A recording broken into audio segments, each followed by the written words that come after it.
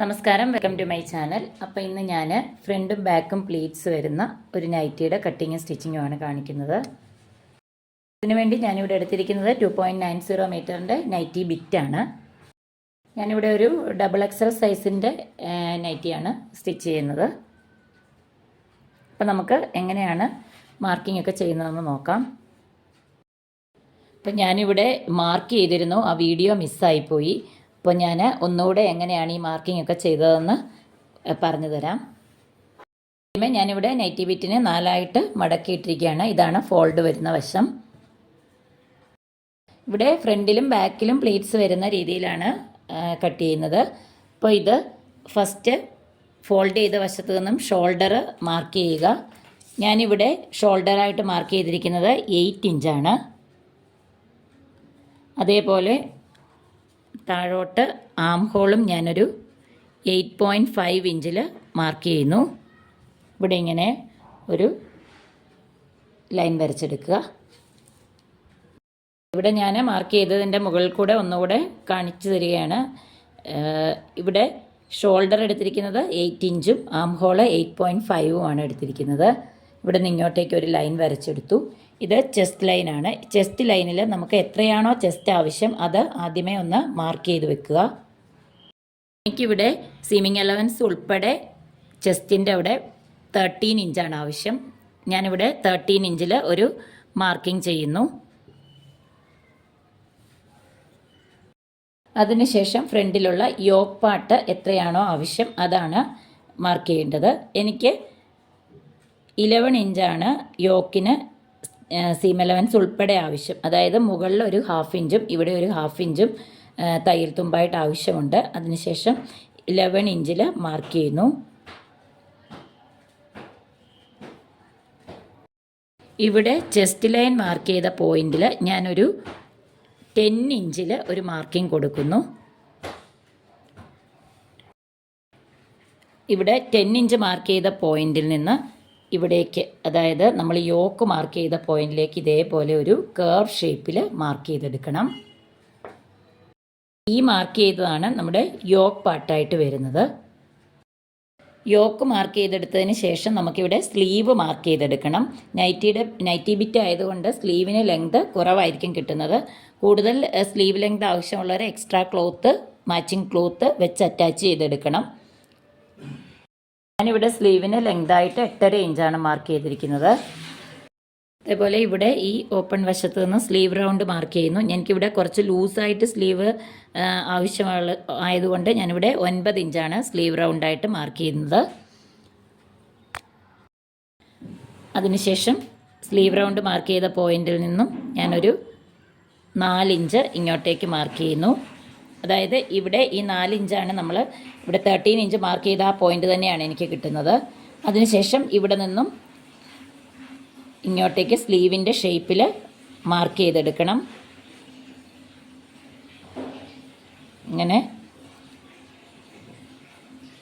Sleeve mark ചെയ്തു. Extra തയ്യൽ തുമ്പായിട്ട് 2 ഇഞ്ചാണ് ഞാൻ കൊടുക്കുന്നത്. ഈ സ്ലീവ് മാർക്ക് ചെയ്ത പോയിൻറ്റും സ്ലീവ് റൗണ്ട് മാർക്ക് ചെയ്ത പോയിൻറ്റുമായിട്ട് ഇതേപോലെ മാർക്ക് ചെയ്ത് എടുക്കണം. ഇതാണ് സ്ലീവ്. അതിനുശേഷം ബാലൻസ് വന്നിട്ടുള്ള ക്ലോത്തിനെ ആദ്യമേ ഒന്ന് സ്ട്രെയിറ്റ് ലൈൻ ചെയ്തെടുക്കുക. ഇതേപോലെ ഒന്ന് മാർക്ക് ചെയ്തെടുക്കണം.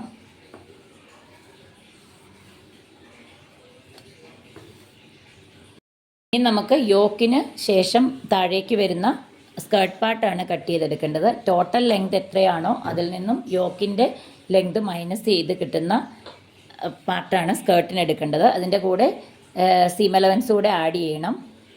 ഇവിടെയാണ് ആ പോയിൻ്റ് വരുന്നത്. ഇത് ഓപ്പൺ വശമാണ്. ഇവിടെ നമ്മൾ ആം ഹോളിൻ്റെ ഹാഫാണ്. ആം ഹോളിൻ്റെ ബാലൻസ് ഇവിടെ ഒരു 3 ഇഞ്ച് കൂടെ ബാലൻസ് ക്ലോത്തിൽ കട്ട് ചെയ്തെടുക്കാനുണ്ട്. അത് നമ്മൾ സ്കേർട്ട് പാർട്ടിലാണ് കട്ട് ചെയ്യുന്നത്. യോക്കിൽ ഇവിടെ വരേക്കാണ് കട്ട് ചെയ്തെടുക്കുന്നത്. അതിനുശേഷം ബാലൻസ് ഇങ്ങോട്ടേക്ക് വരുന്ന ഈ 3 ഇഞ്ച് ഇവിടെ സ്കേർട്ട് പാർട്ടിൽ വേണം കട്ട് ചെയ്തെടുക്കാൻ. അതിനുവേണ്ടി ഇവിടെ സ്കേർട്ടിൻ്റെ ലെങ്ത് മാർക്ക് ചെയ്ത പോയിന്റിൽ നിന്നും മുകളിലേക്ക് ഒരു 2 ഇഞ്ച് മാർക്ക് ചെയ്യുക. അതേപോലെ ഇങ്ങോട്ടേക്ക് ഒരു 2 ഇഞ്ച് മാർക്ക് ചെയ്യുക. അത് ഒരു ബോക്സ് ഷേപ്പിൽ വരച്ചെടുക്കുക. അവിടെ ആം ഹോളിൻ്റെ ബാലൻസ് കർവ് നമുക്ക് ഇങ്ങനെ മാർക്ക് ചെയ്തെടുക്കാം. ഇതൊന്ന് മെഷർ ചെയ്ത് നോക്കണം. അതായത് ഇവിടെ നമ്മൾ ചെസ്റ്റ് ലൈനിൽ ബാലൻസ് ആം ഹോള് 3 ഇഞ്ചാണ് ഇനിയും ബാലൻസ് ഉള്ളത്. അതിൻ്റെ കൂടെ ഇവിടെ ഒരു 1/2 ഇഞ്ച് തയ്യൽ തുമ്പോടെ ചേർത്ത് 3.5 ഇഞ്ച് ഇവിടെ ആവശ്യമാണ്. 3.5 ഇഞ്ച് കറക്റ്റ് ഇവിടെ കിട്ടുന്നുണ്ട്. അത് നമ്മൾ ഇവിടെ മാർക്ക് ചെയ്തെടുക്കുക. അതിനുശേഷം ഈ 2 ഇഞ്ച് ഇവിടെ നിന്ന് ഇങ്ങോട്ടേക്ക് 2 ഇഞ്ച് മാർക്ക് ചെയ്ത ഈ പോയിൻറ്റും ഇവിടെ സ്കേർട്ടിൻ്റെ ലെങ്ത് മാർക്ക് ചെയ്ത് വെച്ചിരിക്കുന്ന ഈ പോയിൻറ്റും കൂടെ ഇതേപോലെ ഒരു കർവ് ഷേപ്പിൽ മാർക്ക് ചെയ്തെടുക്കണം.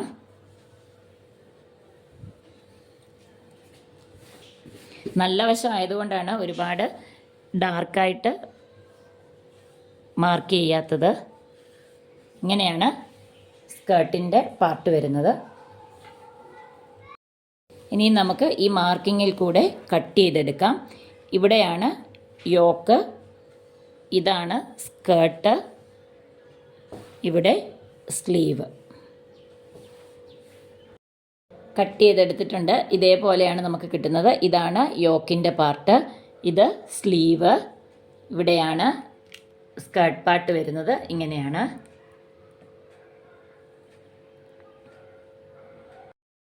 ഇതേപോലെ കിട്ടുന്ന ഇതൊരു ബാലൻസ് പീസാണ്. ഇതിൽ നിന്ന് വേണമെങ്കിൽ നമുക്ക് സ്ലീവ് ലെങ്ത് കൂട്ടാനുള്ള പീസ് കട്ട് ചെയ്തെടുക്കാം. അതേപോലെ നെക്കിൽ ഫിനിഷ് ചെയ്യാനുള്ള ക്രോസ് പീസ് ഇവിടെ നിന്നും കട്ട് ചെയ്തെടുക്കാം.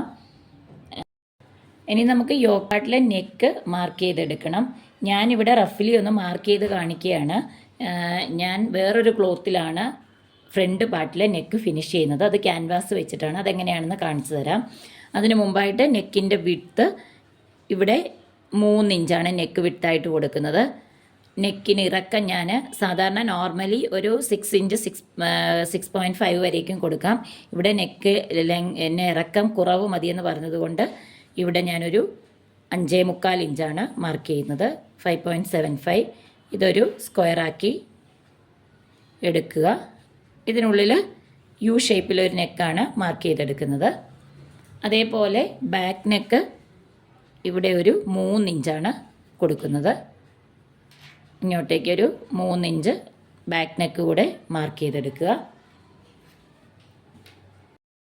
ബാലൻസ് വന്നിട്ടുള്ള ഈ ഒരു പാർട്ടിൽ നിന്നും ബാക്ക് പാർട്ട് സ്റ്റിച്ച് ചെയ്യാനുള്ള ക്രോസ് പീസ് കട്ട് ചെയ്തെടുക്കുകയാണ്. ബാക്ക് നെക്ക് സ്റ്റിച്ച് ചെയ്യാനുള്ള ക്രോസ് പീസ് ഈ ഒരു പാർട്ടിൽ നിന്നും കട്ട് ചെയ്തെടുത്തു. ഇത് ജോയിൻ ചെയ്തെടുത്തു കഴിഞ്ഞാൽ നമുക്ക് ബാക്ക് നെക്ക് ഫിനിഷ് ചെയ്യാനുള്ള ക്രോസ് പീസ് കിട്ടും. ഈ ഒരു പീസിൽ നിന്ന് ഞാൻ ഒരു സ്ട്രെയിറ്റ് പീസ് കട്ട് ചെയ്തെടുത്ത് സ്ലീവിനൊരു 1/2 ഇഞ്ച് കൂടെ ലെങ്ത് ആഡ് ചെയ്യുന്നുണ്ട്. ഞാനിവിടെ നെക്ക് ഫസ്റ്റ് ഒരു ക്യാൻവാസിൽ കട്ട് ചെയ്ത് ഇതേപോലെയുള്ള അക്കോബയുടെ ക്ലോത്ത് ഒട്ടിച്ചെടുക്കാനാണ് ഉദ്ദേശിച്ചിരുന്നത്. പക്ഷേ ക്യാൻവാസും ഈ ക്ലോത്ത് അത്യാവശ്യം കട്ടിയുള്ളതാണ്. അപ്പോൾ അതും കൂടെ ആകുമ്പോൾ കുറച്ചുകൂടെ തിക്നെസ് തോന്നുന്നുണ്ട്. അപ്പോൾ ഇത് കുറച്ച് ഏജായിട്ടുള്ളവർക്ക് ഇടാനുള്ളതാണ്. അതുകൊണ്ട് ഞാനിവിടെ ലൈനിങ്ങിലാണ് ഫസ്റ്റ് നെക്ക് കട്ട് ചെയ്തെടുക്കുന്നത്. ഇത് ഞാൻ കട്ട് ചെയ്തെടുത്ത ഒരു ലൈനിങ് ക്ലോത്തിൻ്റെ ബാലൻസ് സ്പേസാണ്. അത് ഞാനിങ്ങനെ 2ആയിട്ട് മടക്കിയിട്ടിരിക്കുകയാണ്. ഫോൾഡ് ചെയ്ത വശത്ത് നിന്ന് ഇങ്ങോട്ടേക്ക് നെക്കിൻ്റെ വിഡ്ത്ത് മാർക്ക് ചെയ്യുക. താഴോട്ട് നെക്കിന് എത്രയാണോ ഇറക്കം അത് മാർക്ക് ചെയ്യുക. ഞാനിവിടെ 3 ഇഞ്ചാണ് നെക്ക് വിഡ്ത്തായിട്ട് 3 ഇഞ്ചാണ് ഉദ്ദേശിക്കുന്നത്. അപ്പോൾ ഇത് സ്റ്റിച്ച് ചെയ്ത് തിരിച്ചെടുക്കുന്നത് കൊണ്ട് ഇവിടെ ഞാൻ 2.25 ഇഞ്ചാണ് മാർക്ക് ചെയ്യുന്നത്. താഴോട്ട് നെക്കിന് ഞാൻ ഇറക്കം ഒരു 5.5 ഇഞ്ച് മാർക്ക് ചെയ്യുന്നു. കാരണം ഇവിടെ നമ്മൾ ക്യാൻവാസിൽ ചെയ്യുകയാണെങ്കിൽ കറക്റ്റ് നെക്ക് വിഡ്ത്തും നെക്കിൻ്റെ ലെങ്ത്തും എടുക്കാം. ഇവിടെ നമുക്കിപ്പോൾ ലൈനിങ്ങിൽ കട്ട് ചെയ്യുന്നത് കൊണ്ടാണ് ഇങ്ങനെ 1/4 ഇഞ്ച് കുറച്ച് മാർക്ക് ചെയ്യുന്നത്. ഇവിടെ ഞാനൊരു യു നെക്ക് മാർക്ക് ചെയ്തെടുത്തു. ഇനിയും ഇവിടെ നിന്ന് ഈ നെക്കിൻ്റെ എല്ലാ വശത്തേക്കും 3 ഇഞ്ച് വീതം മാർക്ക് ചെയ്തെടുക്കണം.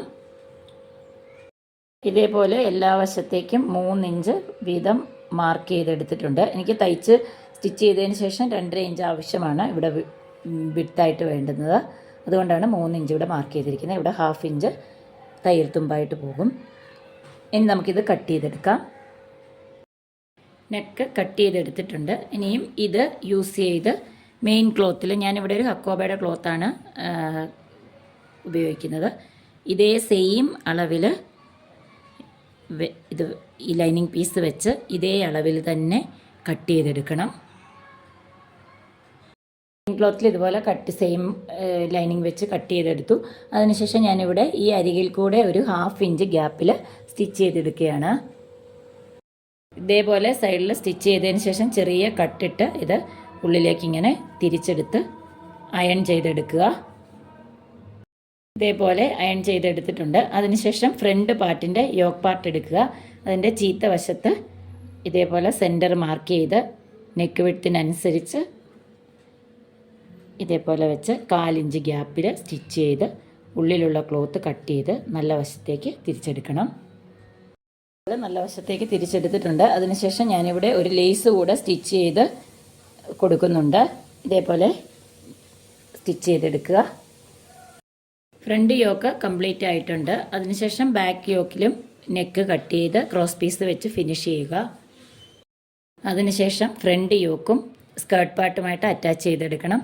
ഇതേപോലെ സെൻറ്ററിൽ ഞാൻ ഇവിടെ സെൻറ്ററിൽ നിന്ന് 1 ഇഞ്ച് 2 സൈഡിലേക്കും ഗ്യാപ്പ് വിട്ടതിന് ശേഷം ബാക്കി ഭാഗത്ത് ഇതേപോലെ ചെറിയ ചെറിയ പ്ലീറ്റ്സ് ഇട്ട് കൊടുക്കുകയാണ്.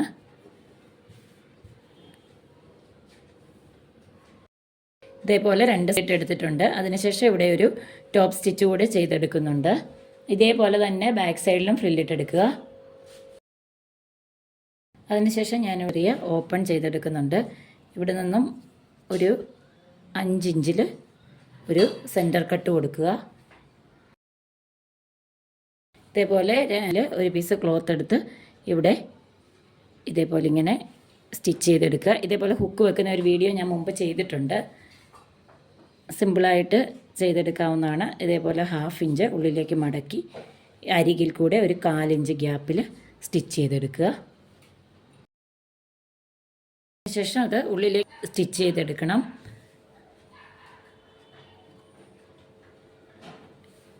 ഇതേപോലെ ഒരു ഓപ്പണിങ് കിട്ടി. ഇവിടെ നമുക്ക് ഹുക്ക് വെച്ചെടുക്കാം.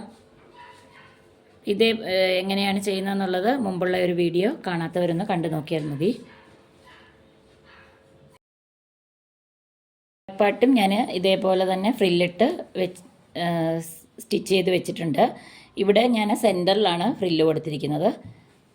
ഇനിയും ഷോൾഡറുകൾ തമ്മിൽ ബാക്കിൻ്റെയും ഫ്രണ്ടിൻ്റെയും ഷോൾഡറുകൾ തമ്മിൽ ജോയിൻ ചെയ്ത് സാധാരണ സ്ലീവ് സ്റ്റിച്ച് ചെയ്യുന്നത് പോലെ സ്ലീവ് കൂടെ അറ്റാച്ച് ചെയ്ത് സൈഡ് കൂടെ സ്റ്റിച്ച് ചെയ്തെടുക്കാം.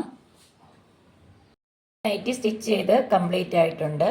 ഇവിടെ ഹുക്ക് വെച്ച് കൊടുത്തിട്ടുണ്ട്. അപ്പം അതേപോലെ ഇത് സിമ്പിളായിട്ട് എങ്ങനെയാണ് ഫ്രണ്ടിലും ബാക്കിലും ഫ്രില്ലോടുകൂടി നൈറ്റി കട്ട് ചെയ്ത് സ്റ്റിച്ച് ചെയ്യുന്നതെന്ന് എല്ലാവർക്കും മനസ്സിലായെന്ന് വിചാരിക്കുന്നു.